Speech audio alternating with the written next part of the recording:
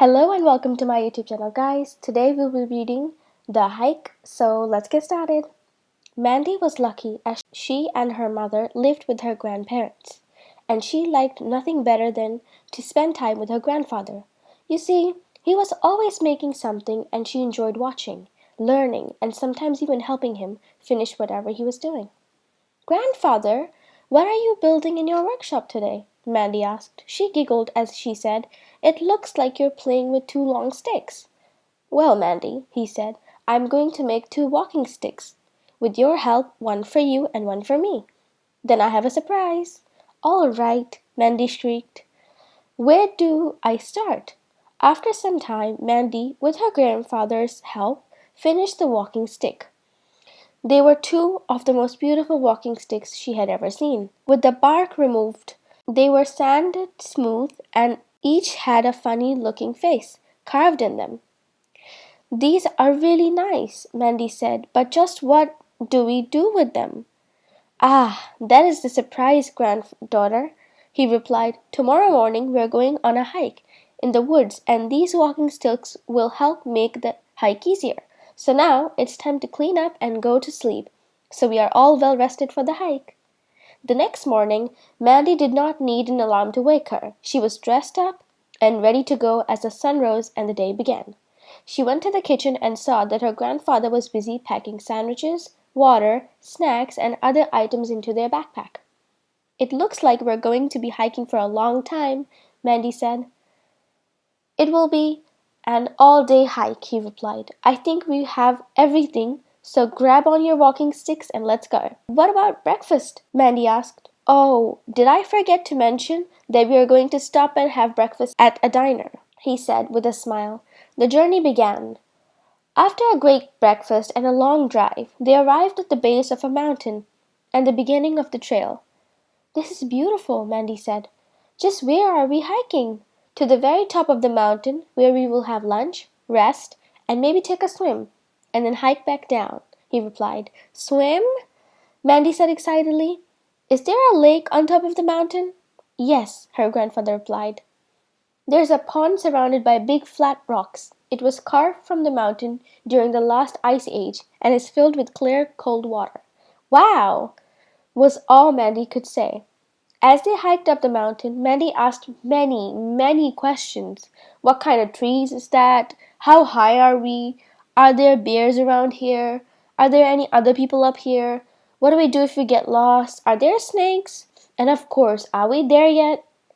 Her grandfather answered all her questions the best he could and explained that they were in a very natural place. Not many people, all sorts of wildlife, even bears. He helped her understand and respect the natural beauty around them, particularly the animals. He taught her how to use a compass and things to help them be safer while they hiked. Like before stepping over a log, put your walking stick on the other side to let any animal, like a snake, know that you're there. Whistle a song or maybe make some noise to let the bigger animals know that you are there in their area. In a soft voice, her grandfather said, "Mandy, there are a few things to remember when you are hiking, or anywhere for that matter. All earth is our mother. Take care of her. All life is sacred. Treat all life with respect. Take from the earth what is needed and nothing more. Enjoy your journey, but leave no tracks." As they hiked a little further, the forest opened, and Mandy saw the pond surrounded by large flat rocks. They had arrived, and it was almost like being in a different world. Mandy picked a large rock that extended out in the water for them to rest on. It had been warmed by the sun and was a perfect place for lunch. As her grandfather unpacked their food, she leaned over and wiggled her fingers in cold water. Immediately, several small fishes came by and nibbled at her fingers. She screeched in surprise and then realizing the fish were just curious, placed her hand back into the water and watched as the fish darted around her fingers. She laughed and played with the fishes until she heard the grandfather say, "Time for lunch!" After lunch and a resting period, they took a swim. The water was deep and Mandy couldn't reach the bottom no matter how hard she tried. She giggled each time a curious fish nibbled at her body and watched Adair come down to have a drink. It was a wonderful day, and she was saddened when she heard her grandfather say, "Mandy, it's time to dry off," and begin the hike down to the car.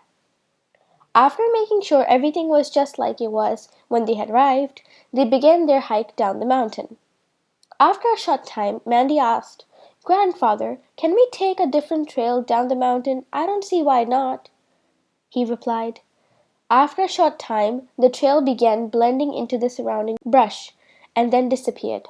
"I'm scared," Mandy said. "I think we're lost." "No, we're not lost," her grandfather said. "But we aren't on the trail, so we will have to continue hiking down the mountain in the direction of the car.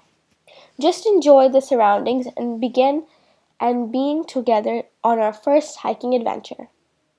As they continued down, Mandy said, "Grandfather, I have a problem at school and I don't know who to talk to." "Talk to me," he said. "I'd like to, but you are my grandfather and you may get angry because we are family and not, well, like a friend." Now Mandy's grandfather had to do some serious thinking. After all, she was right that as her grandfather he may get angry or his feelings hurt. But she needed a big person as a friend. "Mandy," he said in a serious tone, "if I were to promise that anything we talked about would stay between us, and that I would not get angry or talk to you as your grandfather, but rather as an old friend, would you talk to me?" "Is that a promise?" she asked. "Yes," he said softly.